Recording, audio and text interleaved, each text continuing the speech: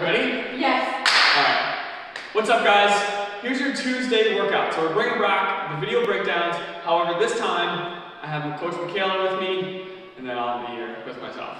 So what we're going to start with is a nice warm-up, and then we're going to go into some bent over rows to build up some strength, and then we have a 12-minute AMRAP to finish it off. We also have some extras in there, which we can talk about a little bit afterwards. So to start that warm-up, we are going to get the shoulders nice and loose, and we're going to bring the heart rate up. So we're going to start with some big circles forward, and then once we're through 10, we're going to bring that into big circles backwards, just getting a full range of motion through the shoulders.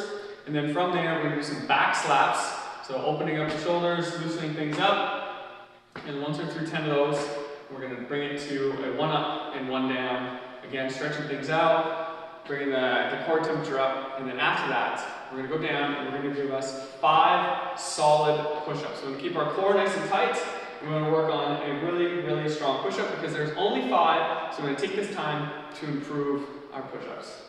Perfect. And then while we're down there, we're going to do 20 prison swimmers. So from here, we're going to start with one hand on the back of the head and one hand on the lower back. And we're just going to reach out a big circle and alternate those hands. So once we're through 20, we're then going to do 20 wide cuffs. So we're going to take both arms, or it's called a face down swimmer. So again, if you start to burn, it's really good for the shoulders, especially for those of us that are sitting at a desk.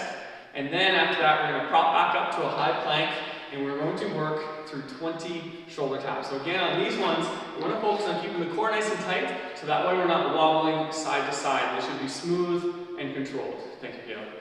Okay, so for our next part, it's going to be a strength-based workout. If you hit the pull-ups, that's fantastic. What we're going to do for here for everybody is the bent over row. These ones are going to switch up slightly. We typically have our feet narrow and our hands close, but this one we're going to start with a sumo stance. And if we have 2 dumbbells, we're going to use 2. If not, 1 dumbbell is fine, but I want you to add a 1-second pause to the top of every rep. So Michaela's going to show us what the T-bar double bent over row looks like. So the back is nice and flat, and feet is wide, and she's just going to pull those elbows back, nice and controlled. That's good, Michaela. So we're going to do 5 sets of this. So set number 1 is going to be 15 smooth reps, just to get a feel for the movement and the weight.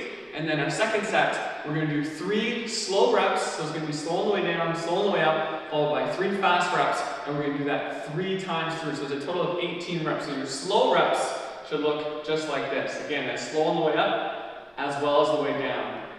So it's 2 and 3, and then 3 fast reps. 3, and then we go right back into that for a total of 3 reps. That's good, Michaela. And then on our set number 3, we're just going to do 12 reps, and we're going to add a slower 1 second down. And then in set number 4, we're going to do 10 reps, we're going to be heavy, and we're going to do 3 seconds on the way down. So again, you really want to stick to that cadence. That's where the strength is built. And then our final and 5th set is going to be 20 heavy reps. So if you have some heavier weights, grab those. There's no tempo, no pause. You're just going to give it everything you have for that, and then you can take a little break. So what we want to do is have a 1 to 1.5 minute rest in between each of our sets. And again, if your weights are light or you only have 1 dumbbell, what you can do is add a 1-second pause to the top of each rep. Following that, we have our 12-minute AMRAP. So we're going to be moving at a much faster pace. So 12 minutes is not a very long time for us. What we're going to do is going to have a 200-meter run to start. That can be substituted for a row, or you can get in touch with your coach and we can kind of add in some mountain climbers and step-ups there. So our 200-meter run, followed by 20 alternating dumbbell snatches. So from here, same thing, we want the back nice and flat at the bottom, and we're going to be alternating hands each time. We want to be touching the floor or the ground on each rep. So go do a few from the side for us. Okay, the dumbbell comes straight at the body here, and if you need to, you can pull yourself under, or you can just pull that dumbbell straight up like a muscle snatch. So once you're through your 20, you're going to set your dumbbell down and not toss it aside. And then we're going to go into 12 V-ups. So this will be in place of our toes bar. For those of you that do have a pull-up bar, you can substitute 10 to 12 toes bar, or for most of us who are working out in the basement, we can do some V-ups. So you want to keep the core nice and tight, but almost a sit-up, and then you're going to snap the feet up, keeping them as straight as you can. Now another version of this could be the tuck-up, which would be a scaled version. So instead of bringing the feet and the hands up, we're just going to tuck the knees into the chest.